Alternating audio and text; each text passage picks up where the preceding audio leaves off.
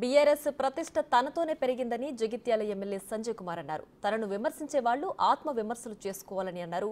MLC Jeevan రెడ్డితో తనకు ఎలాంటి విభేదాలు లేవని, ఆయనతో కలిసి పనిచేయడానికి నియోజకవర్గ అభివృద్ధికి కృషి చేస్తాను అంటున్న ఎమ్మెల్యే సంజయ్ కుమార్తో మా ప్రతినిధి Srinivas face to face. Jagtial MLA ఇటు సంజయ్ కుమార్ బీఆర్ఎస్ పార్టీని వీడి కాంగ్రెస్ పార్టీలో చేరడంతో ఇటు చాలా ముఖ్యంగా రాష్ట్రం లోపల జీవన్ రెడ్డి అలకబుల్లడం జరిగింది. మొత్తానికైతే ప్రస్తుతం నాతో అందుబాటులో సంజయ్ కుమార్ గారు ఉన్నారు. సార్ చెప్పండి, ముఖ్యంగా మీరు పార్టీలో చేరిన తర్వాత కాంగ్రెస్ సీనియర్ నాయకులు అలకబోనారు, సద్దుమరినట్టేనే కొంత సమాచార లోపం వల్ల వారు కొంత బాధపడ్డ విషయం నాకు కూడా తెలిసింది. అది మొన్న ఢిల్లీ వేదికగా చెప్పారు, కొంత సమాచార లోపం ఉన్నది, సవరించుకుంటామని చెప్పారు.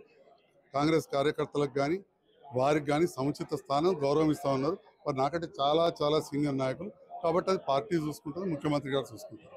ముఖ్యంగా నా వరకు కూడా వారంటే గౌరవమే. గతంలో మొదటి నుంచి కూడా వాళ్ళ కుటుంబం మా కుటుంబం కాంగ్రెస్ పార్టీలో కూడా కలిసి పనిచేసింది.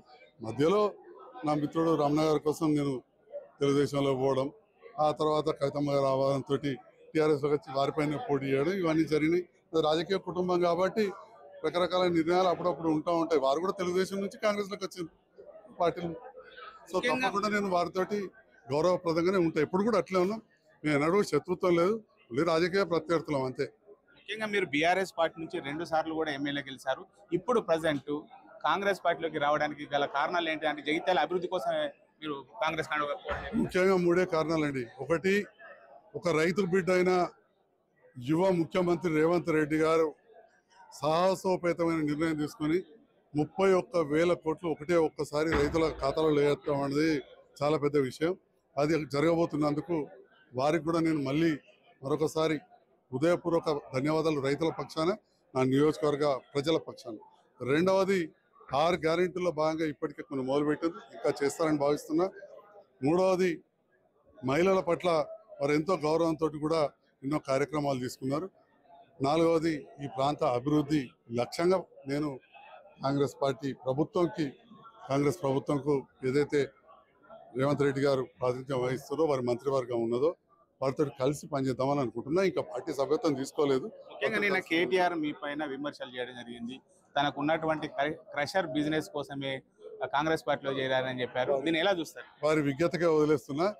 క్రషర్లు నాకు లేవు, మా వియంకుడు వరకు ఉన్నాయి. 40 సంవత్సరాల నుంచి ఉన్నాయి. 40 సంవత్సరాల నుంచి నడుపుకున్న వాళ్ళు ఇప్పుడు నడుపుకోలేరు. ఇప్పుడు నడుపుకోకున్నా మాకేమి ఇబ్బంది లేదు. ఎప్పుడో మా సెటిల్ అయిన కుటుంబం, నాకు ఒకతే అమ్మాయి. సో వారి కాంట్రాక్టర్లు అది వారు చూసుకుంటారు అంతే తప్ప కొత్తగా కాదు.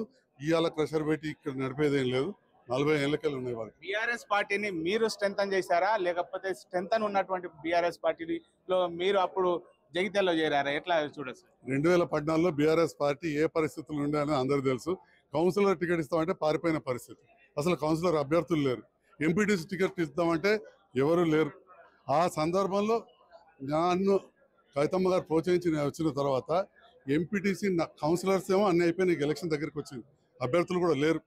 ఎంపీటీసీలో కొద్ది చోట్లలో ఉంటే, ఈ జిల్లాలో ఎక్కడైనా తెలియదు కానీ నాకు ఉమ్మడి జిల్లాలో నేను అనుకుంటా అంతటా బలమైన నాయకులు సీనియర్లు ఉండి నేను అప్పుడే వచ్చిన 2 ఎంపీటీసీలు అప్పటికప్పుడు విడ్రాల్ టైంలో యునానిమస్ అయిన జగిత్యాలనే.